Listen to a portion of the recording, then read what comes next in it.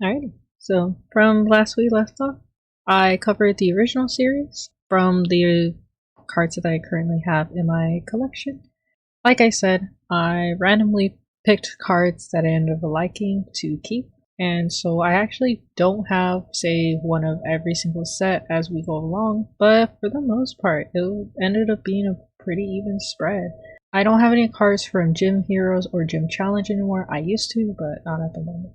So next up that we're going to be covering is the Neo series. Legendary Collection is kind of like a remake, kind of similar to Base Set 2 in a way. And of course the E-Card series. I'll include this one and stop around here because interestingly enough, if you look at the E-Card series and EX, you see that the layout of the card ended up changing. Mostly because of that influence from the E-Card series. So if you were to compare Neo series, original series to the E-Card and the EX, you'll definitely see the change carry over. And then from there we'll go onwards. But yeah, for now, I'm breaking this up. Neo series, Legendary Collection, and the E-Card series. So first up is Neo Genesis. I actually don't have much to say about this one. This is one of the cards I picked up for 25 cents at the card shop, so this is technically a newer card. Coincidentally, the only card I have for this series, so some of these kind of feel familiar, but yeah, I honestly don't remember. It's been too long, so yeah. As of right now, I only have this one. Not in the greatest quality. I might actually try to find a different one. Alright, Neo Discovery. These three actually came from the mini portfolio, and I've had these for so long. I still like them. Yeah, that about sums it up. Then we have Neo Revelations.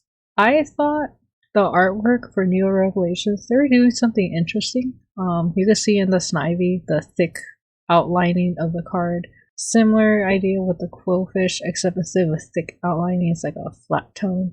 And then you have something like Murkrow that's kind of recalling some of the earlier card art with like the white shadowing. Yeah, these are all from the mini portfolio.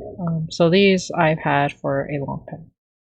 And now we have Legendary Collection. I keep forgetting what range the cards span from. I just remember it's like being a reprint. So it could be a range from like, I believe, all the way back in Jungle.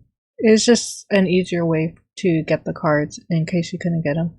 But yeah, the Duo, I do remember. I had two Duos. This is the one that I ended up keeping. But yeah, this Sandslash, very, very nice. I like it.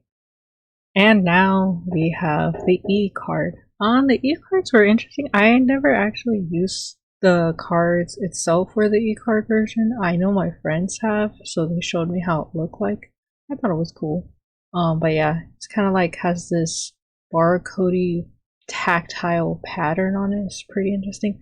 Cyndaquil's the only one that I kept. I had a few others. I just really love that layering effect for the artwork of the card. But in any case, you'll see from this design and incorporating the digital card.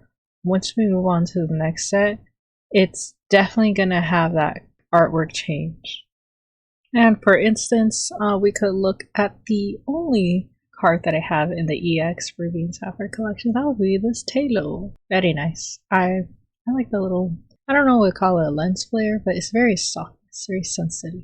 Anyway, this layout, if you were to compare it, you start seeing that difference. Like, this is the older card. The E-Card's kind of pushing the layout of the card around, and then they start to simplify it, and they'll add in like this bottom bar. So that way it's like more spaced out, but yeah. If you notice, the texturing in the background is also different. It's like it's supposed to be this brush texture. This one's starting to change, and then it's almost look like for the normal card, it kind of reminds me of a steel plate, like with a grate or something.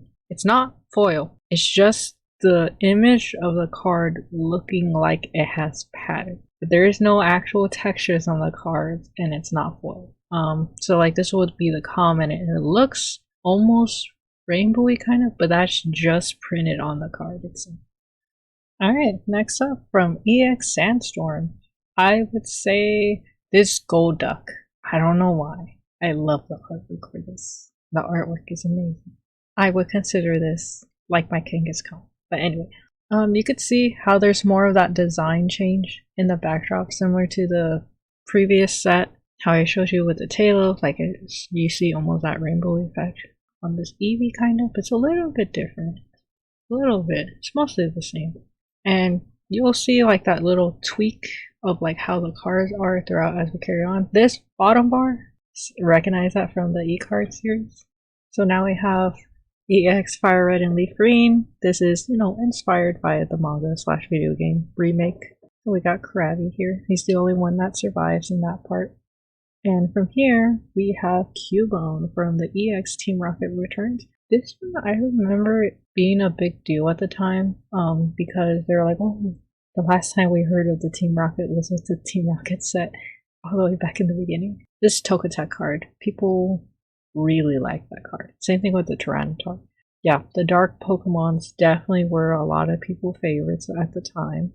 I used to have the Swabluet.